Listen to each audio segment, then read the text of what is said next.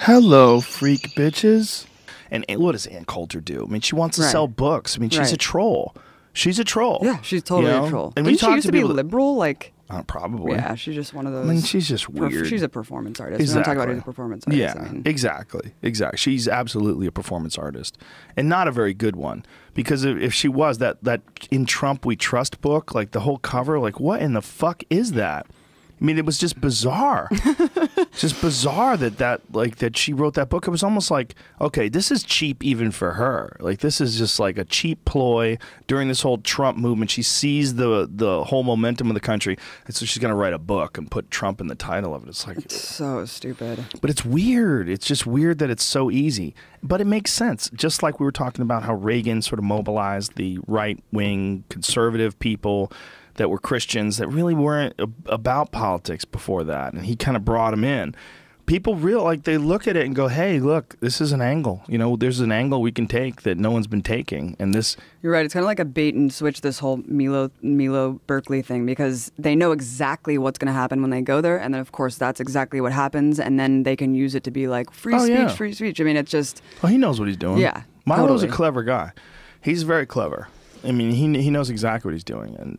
You know, and Milo at one point in time, by the way, was a guy who was very anti-hate speech, you know, and it was very anti-shutting down people who were writing things to hurt people. People have like pulled quotes of his from the past, which is interesting because, I mean, I'm sure people's philosophies changed. I'm sure mine have and yours have, but this is like one more piece of evidence that what you're seeing with a lot of people that are in the public eye that are involved in this whole political arena is you're seeing their working angles. They're like, what's the angle? Like, okay, let's go that way. And you can justify it. Look, I could justify a lot of different angles. If I wanted to do that, if I wanted to be an anti-Trump protester, an anti-free speech protester, if I wanted to be a person who thinks that free speech should be limited because hate speech is not protected by the Constitution, like Howard Dean just said, that fucking asshole.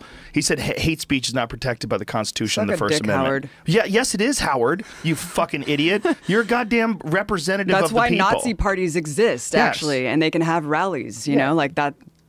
Yeah, that happens in this country. I forget who he was saying it about too. But it was ridiculous. It's bizarre. With the way he said it, it wasn't even like justified. It wasn't like someone was saying like, hey, we need to gather up these gay people and hang them from stop signs. That's not what people are saying. It wasn't anything that extreme where I think it was Ann Coulter. I think I'm pretty sure. Pull that up. See if you can find it. I'm pretty sure Howard Dean was talking about Ann Coulter, and he was saying that hate speech is not protected by the First Amendment. So what is he advocating? To round up Ann Coulter and arrest her for?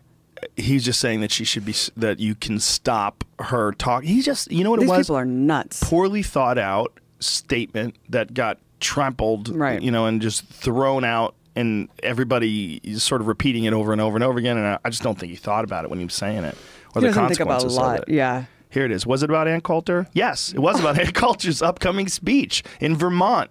The Vermont DNC chair, Howard Dean, elaborated on his argument that Ann Coulter's upcoming speech at Berkeley does not have to occur because hate speech, in quotes, is not protected by the First Amendment. Fuck you, man.